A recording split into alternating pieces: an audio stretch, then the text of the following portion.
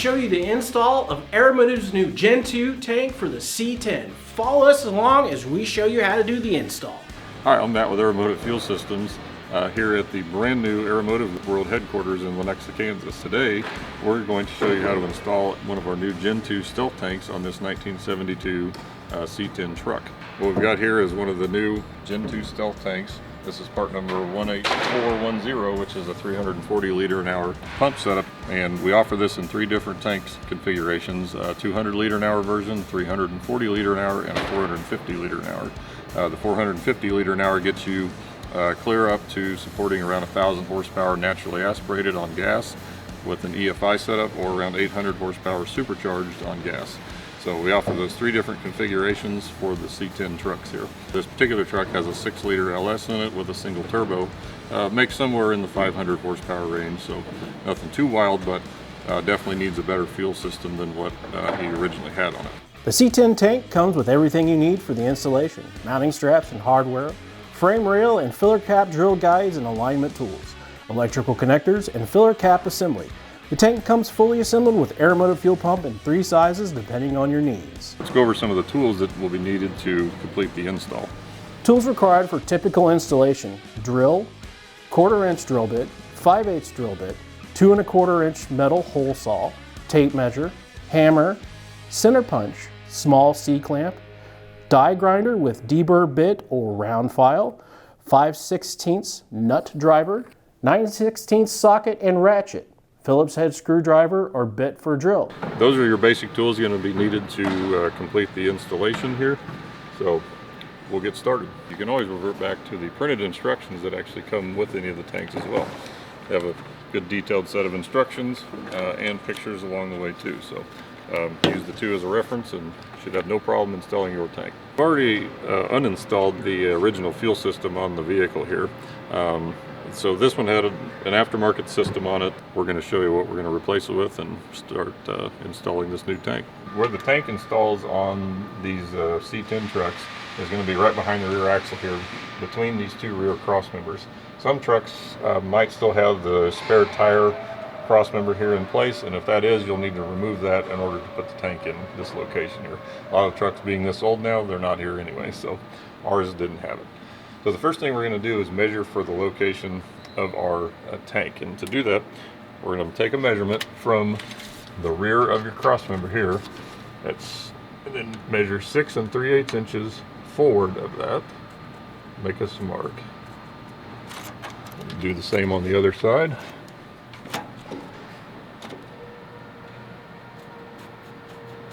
Six 3/8. Now the marks I just made on the frame, go ahead and make this mark.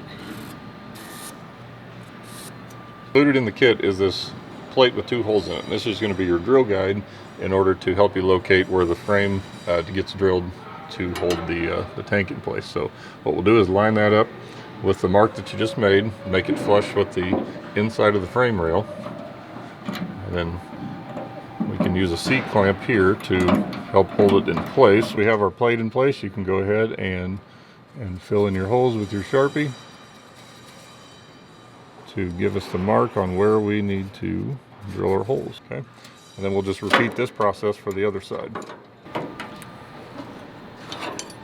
Now we're ready to center punch and drill our pilot hole with a 1/4 inch drill bit. Center punch, we're going to go ahead and center punch the marks we just put on the frame rail to show us where to drill our 1/4 inch pilot hole. So the tank up there kind of just to hold into place to make sure that the holes that we marked do correspond with the holes on the tank. Better to be safe than sorry. And then also make sure that we don't have anything interfering with the front or rear cross members. So just a good check before you start drilling holes in the frame. So we'll go ahead and lift it up and verify that indeed the holes all look like they line up. I look like I'm good over here. Yes sir, you're spot on. Spot on here, and if you look, we've got clearance there, and we've got clearance on the front of the tank. And again, if you are doing this on the ground on jack stands, you can use a floor jack to help you hold the tank up, or get yourself a sidekick to help you hold the tank in place. All right, Batman.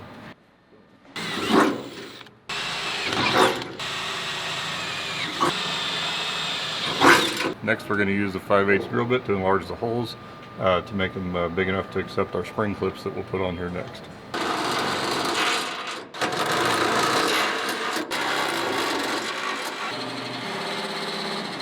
So we're going to use a die grinder to deburr them. If you don't have a die grinder or access to one, you can use a round file to help clean up some of the burrs.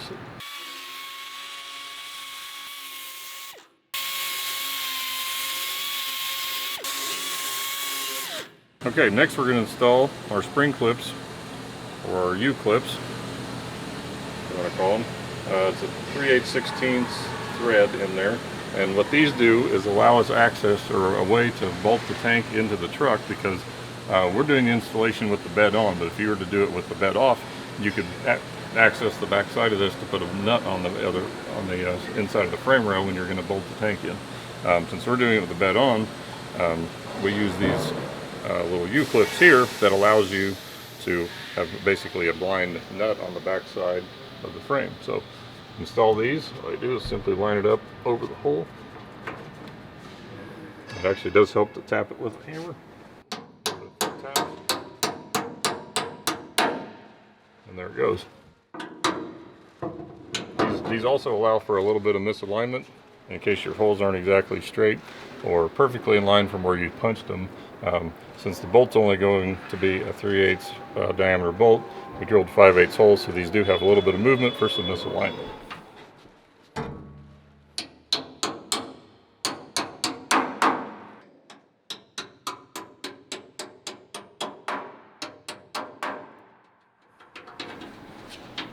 Okay, once all of them have some movement, we're ready to move on of actually mocking the tank up into the vehicle.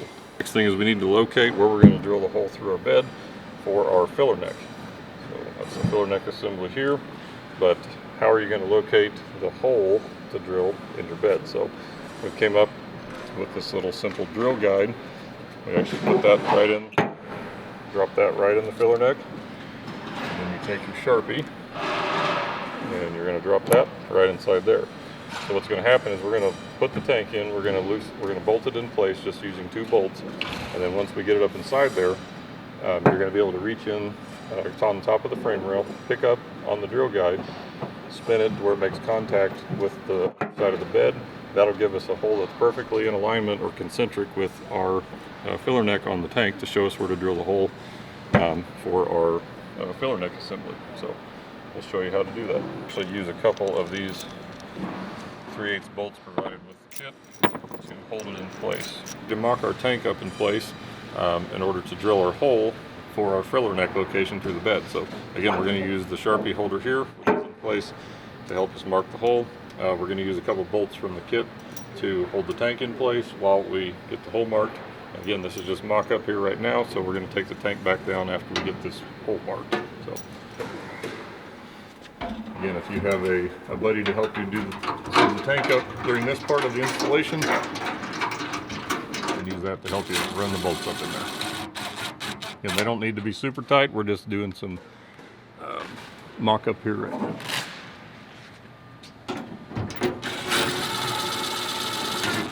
Okay, so what you're going to want to do is reach your hand up over the top of the frame rail so you can feel the Sharpie holder, and then you're going to pick up on the Sharpie holder until it contacts the bed, and then just spin it. And when you're spinning it, that's going to make a mark that is perfectly centered above the filler neck on the tank. For the filler neck location, we're going to go ahead and take the tank down now and drill our pilot hole for the larger hole saw then, so we can go up top, drill our hole for the filler neck. So we'll go ahead and take the tank loose.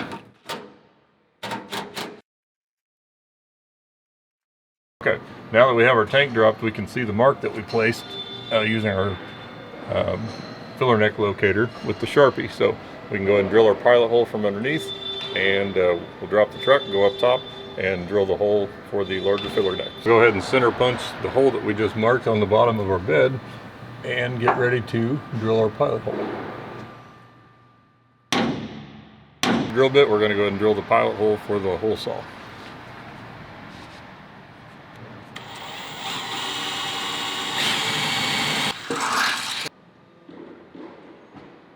Now we're ready to drill our hole for the filler neck inside the bed.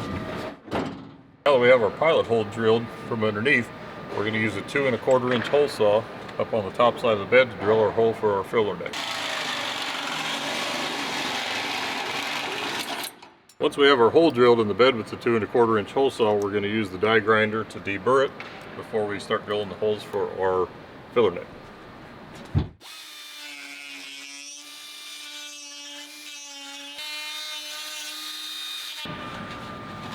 Okay, now we're ready to get our filler neck, and then we'll drill the holes to actually mount that in place. Okay, so this is our filler neck assembly we're going to get ready to install in the bed. It's got a little cap there. We actually send you with a little key that can go in your keychain that you can use to unscrew it. It actually seals with an O-ring on the inside there, and then you can see on the inside as well, we do have some small weep holes on the opposite side there, so if you get any water buildup on the inside of it, for you guys that actually drive the trucks out in the rain and everything, it'll let water drain out on the sides. Now we're going to go ahead and drop our filler neck assembly through the bed, and you can position the holes where it kind of makes sense in relation to the corrugations on the tank. I'm going to position this, say these 3 are going to be up on this rib, these 3 are going to be on the lower part. We have a gasket that goes underneath here that's going to take up that extra space. Make sure you're centered in the hole. Take your Sharpie again, go ahead and mark your holes using the mounting plate of the filler neck as a template. You see our 6 marks there. We'll go ahead and center punch those and drill those out with the 1/4 inch drill bit.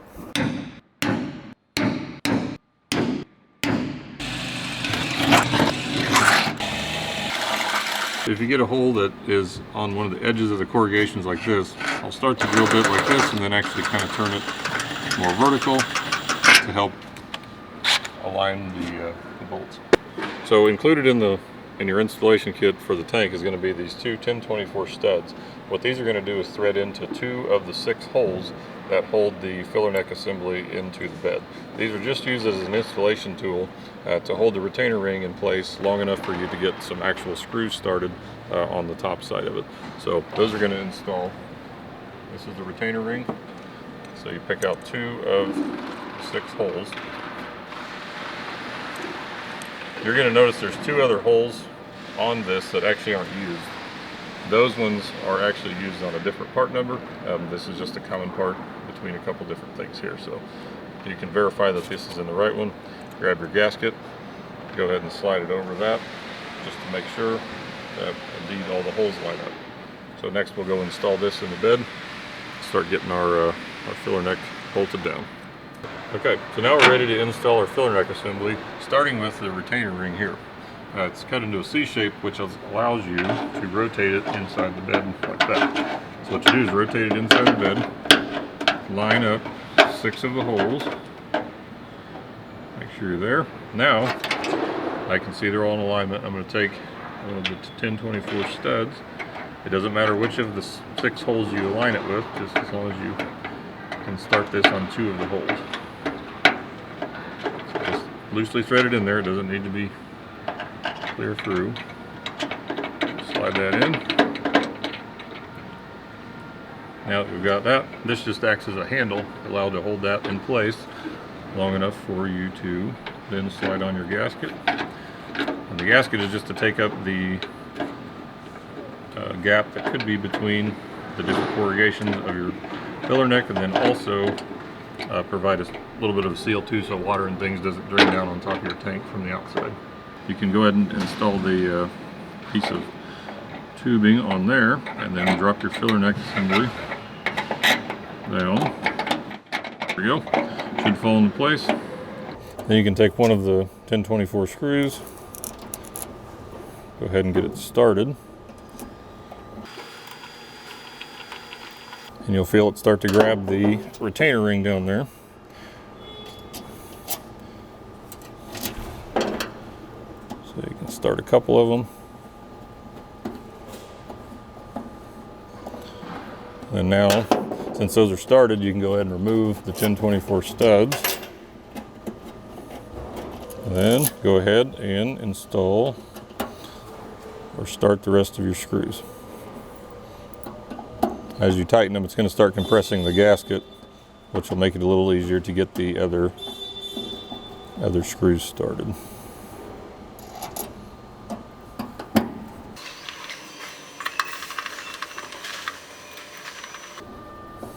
And if need be, you can loosen them up just a bit if you've got a screw that needs a little help being aligned.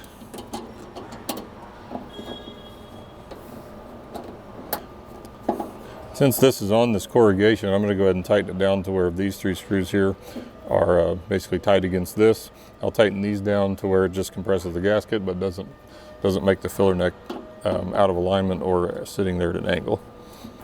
You can see the gasket starting to compress to take up that space. Again, once those 3 are in, you can tighten these down where they're snug, but again, you don't want to tighten them so much that you're going to distort the cap. Finish tightening them up. Make sure all the screws are down in the countersink. And we're all finished up here in the bed. Give a little turn, and we're all finished up here. Getting ready to set our tank up on a stand, or again, if you're working off jack stands, you can put it on a floor jack or something to hold it up. Just to give you an idea on where to route your fuel lines for length and also your wiring. So we're actually going to use -6 AN stainless braided line for the supply and the return lines on this tank here. Those are good for anything 340 an hour and under. Flow rates, anything over that, probably need to step up to a -8. Being that it's fuel injected though, the -6 stuff should be just fine. So we're also going to run one of our wiring kits on the truck, which provides you with a 30 amp circuit, which we recommend for the 340 liter an hour pump. Let's get started on that. First, we're going to set our tank up here on top of this little jack stand to hold the tank up so we can have an idea on where to mock up our lines. All right, now that we've had some time to mock up where our lines are going to go and our wiring underneath the vehicle, we've already made up our -6 lines here to run from the regulator or the filter regulator combo back to the tanks. We have our supply and return lines to run there. We also have a line made up to run from the filter regulator combo out to the fuel rails on the engine. So we already have some of that installed. Underneath the vehicle now, and again, we've mounted our filter regulator combo underneath here. We've already ran our fuel line up to the engine. So this is the outlet port on the fuel regulator right here. So this runs out to the engine. We actually connected it to the engine with one of our OEM style connectors, which is a 3/8 quick connect to a -8 ORB port. So we've adapted that up on the engine. We can show you after a while. This is your return port that comes out of the regulator here. So that'll have a hose that comes down back along the frame rail to the tank. And we also have the inlet over here to the filter. So that'll come from the outlet port of your tank over here to this side of the filter. So we'll run a hose back over to that. We've already installed one of our 0 to 100 PSI gauges because this is a fuel injected system. This system operates, the tune he's got in it operates at a base pressure of 58 PSI. So once we get everything hooked up and wired, we'll go ahead, turn the pump on with the key on ignition, let it run, verify that there's 60 pounds on the regulator, adjust it with the adjustable screw up here on top so we can adjust the pressure, make sure we're set at 58, and we should be ready to start the vehicle. On the outlet cap of our tank here, you're going to see 2 ports. We have an outlet and return. These are both -6 ORB ports, so they seal on an O-ring, not any sort of thread sealant or anything else. We also have your positive and negative terminals for the pump. We also have this terminal that says LVL. That is your fuel level sender. So your original fuel level sender wire, you're going to need to extend to run back to the rear of the vehicle here to connect to that terminal so that your factory fuel gauge will work again. So we're actually going to use these 2 ORB6 to -6 flare fittings here, part number 15606. Install those in the port, and then those will connect to our -6 hose ends on the hoses that we've got made up to make all of our connections. So also helps if you install it the correct way with the O-ring going into the port. So we'll tighten those up and then get ready to start running our hoses.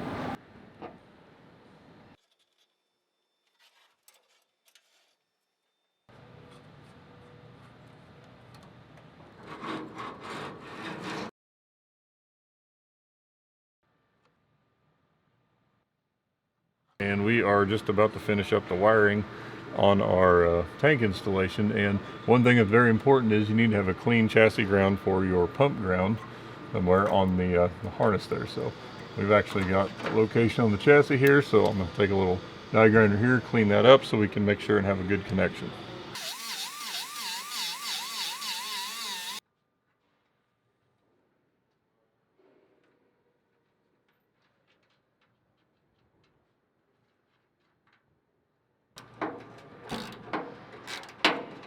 Okay, before you raise the tank into place, we need to actually install a couple of our hose clamps on our filler neck assembly here. So go ahead and get one started.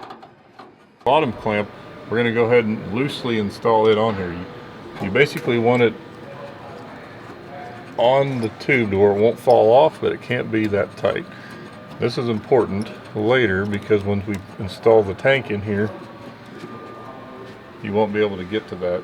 So we just want it to where it just will stay on there, but not fully tightened. So right there, and then also you're going to have to reach up over the frame rail to tighten it once we get to this point. So make sure that the hex part of the hose clamp is aimed in a direction, as you can see here. So lower the tank just enough that you can be sure and clearly see the markings on the top of the outlet cap there. So you make sure you run your return hose to the return port, your outlet hose to the outlet port, and everything else with the wiring too. Make sure positive to positive, negative to negative. And also, one thing that we've ran back here too, again we talked about a little earlier, is we've extended the OEM sending unit line. So this again works off a 0 to 90 ohm range, which is already installed in the tank with the pump. So fuel level sender is already in here, 0 to 90 ohm. So that's what we got here to hook up on the outlet cap. So we'll go ahead and start making some of these final connections.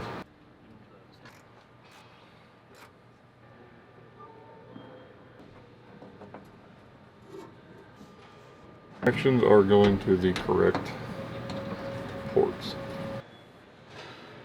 Secure up a little bit of your wiring here. Here's the vent. Over here it's a 3/8 barb. A piece of 3/8 hose that we are going to put on there.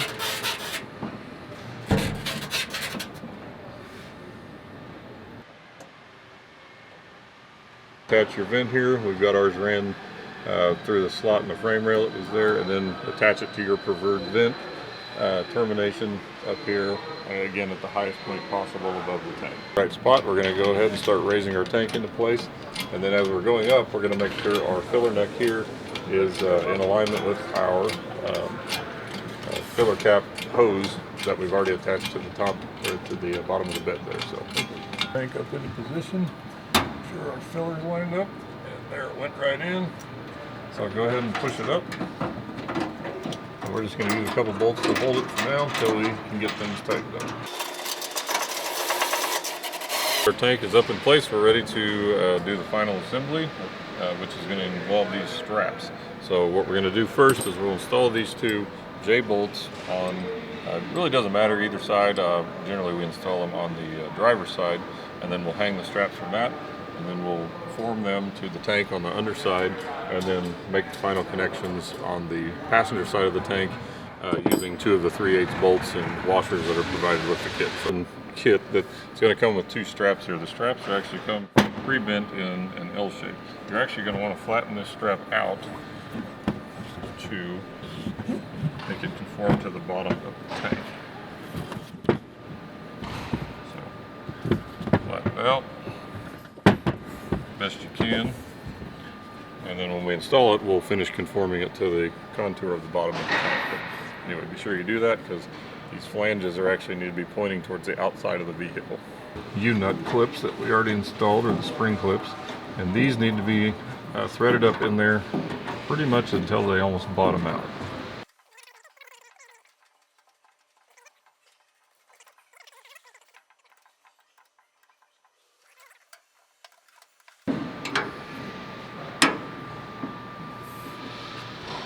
So then once your strap is on the J-bolt, go ahead and conform it to the bottom of the tank.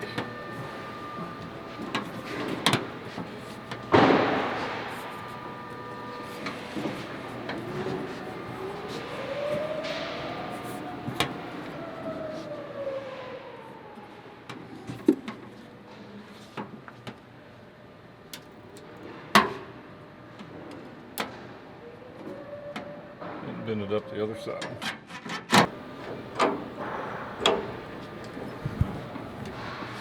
And then again conform it to the bottom of your tank.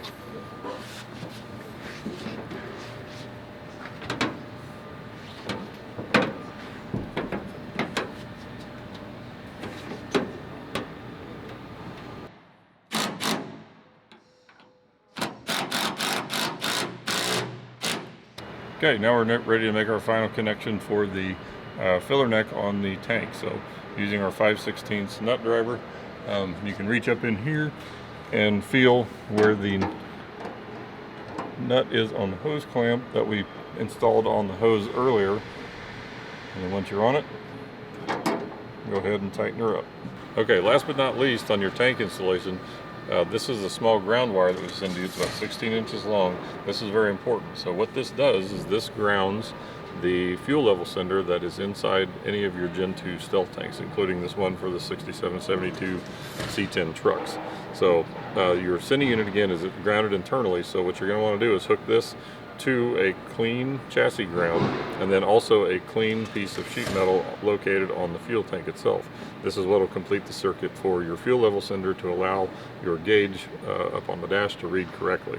So anywhere you install this, just make sure it is clean metal to clean metal on both surfaces, tank sheet metal to vehicle frame. So we'll go ahead and get this installed to complete our installation.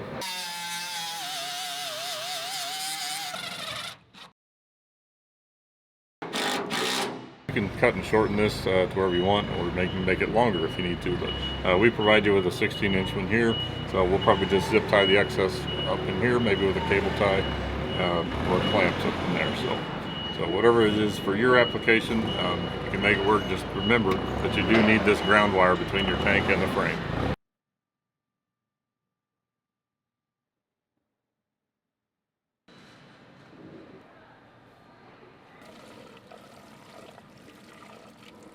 Now that we have our tank installed, we've got all of our connections made, we've got a little gas in the tank, we are ready to check our fuel pressure and check the vehicle for leaks. So when we go to set the fuel pressure on our adjustable fuel pressure regulator, all you need is an Allen wrench and a 9/16 wrench for the jam nut, which is on top. So what you'll do is you'll cycle the key,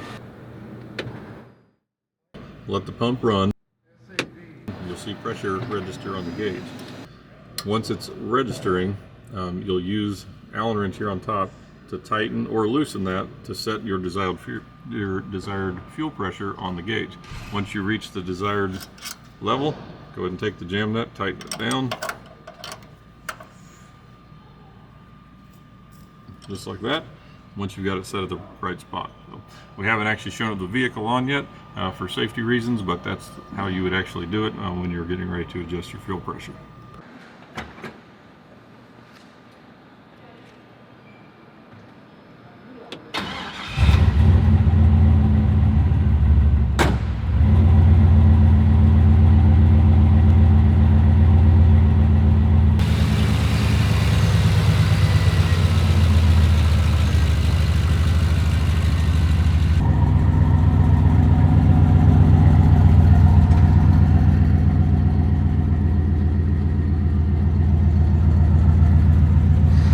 And that's all there is to it. Thanks for watching.